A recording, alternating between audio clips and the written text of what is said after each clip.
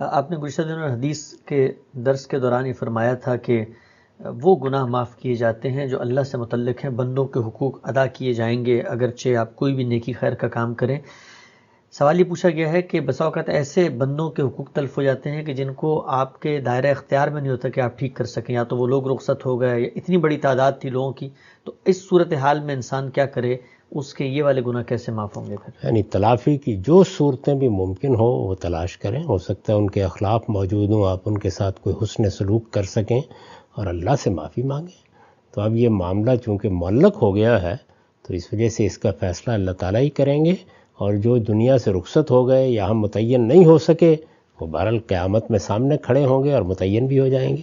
تو وہاں پھر معاملہ ان کے ساتھ بھی ہوگا۔